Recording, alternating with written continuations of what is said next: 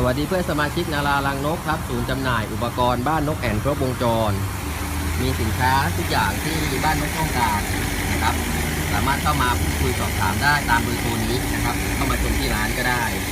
ครับวันนี้นารารังนกพามาชมเครื่องพ่นหมอกที่เป็นตระกูลหม้อปั่นของทางร้านตอนนี้มีอยู่ทั้งหมด4รุ่นด้วยกันนะครับนี่นะครับตอนนี้ทำงานทุกตัวนะครับรุ่นแรกเป็นรุ่น K-Link TL 5500นะครับตัวนี้เป็นรุ่นไร้ใบพัด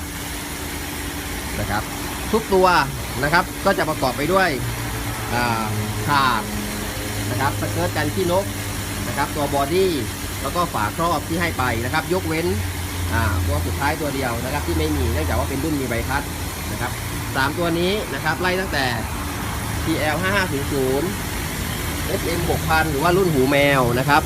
แล้วก็ Despro HM 7000ทั้ง3รุ่นนี้เป็นรุ่นไม่มีใบพัด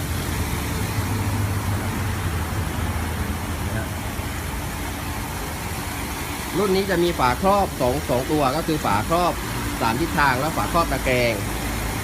นะครับรุ่นนี้มีฝาครอบ1ตัวแต่เป็นฝาครอบ4ทิศทางนะครับตัวนี้จะเรียกติดปากว่าเป็นรุ่นหูแมวนะครับตัวนี้นะครับก็จะมีฝาครอบให้2ตัวเหมือนกันก็คือรุ่นฝาครอบกระจายหมอก3ทิศทางตัวนี้นะครับแล้วก็ฝาครอบตะแกรงเหมือนกันลอง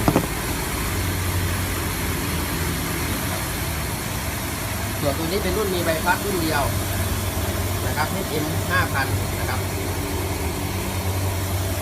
เป็นใบพัดตัวนี้ไม่มีฝาครอบนะครับสเกิร์ตนี่เราเป็นอุปกรณ์เสริมเพราะฉะนั้นท่านใดสนใจเครื่องพ่นหมอกที่จะใช้ในบ้านนกนะครับฟาร์มพืชฟาร์มสัตว์นะครับเลี้ยงเห็ดถังเช่าหรือห้องทดลองนะครับหรืออาคารบ้านเรือนร้านค้าต่างๆเนี่ยสามารถสอบถามสั่งซื้อเข้ามาได้เลือกรุ่นไหนก็ตามที่ท่านชอบแล้วก็เหมาะสมกับงานของแต่ละบ้านนะครับ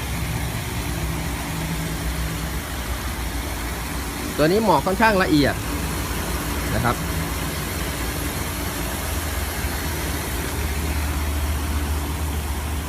รุ่นที่1นะครับ2 3รุ่นนี้เป็นรุ่นไร้ใบพัดนะครับรุ่นใบพัดจะมีตัวเดียวตัวนี้ตัวหนึ่งก็จะคุมพื้นที่ประมาณ40ตารางเมตรนะครับเพราะฉะนั้นพื้นที่ท่านมีเท่าไหร่ท่านก็หารออกมาได้เลยแล้วก็จะได้เป็นจำนวนตัวที่จำเป็นต้องใช้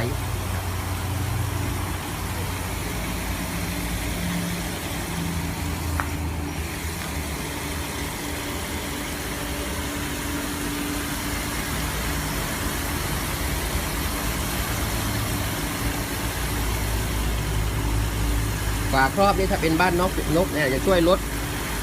ปริมาณหมอกที่ขึ้นไปโดนไม้ตีรังนะครับทำให้ไม้ตีรังเนี่ยไม่เป็นลานะครับถ้าเป็นแบบเดิมจะเป็นเมื่อก่อนเนี่ยมันจะพุ่งตรงขึ้นไปอย่างนี้เลยนะครับซึ่ง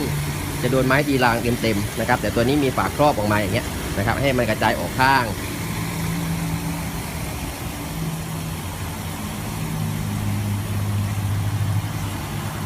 โอเคนะครับเพราะฉะนั้นท่านใดสนใจในเครื่องพ่นหมอกสร้างความชื้นนะครับก็ติดต่อสอบถามเข้ามาได้ที่ร้านนารารังนก0896577029จัดส่งทั่วไทยนะครับขอบคุณมากครับ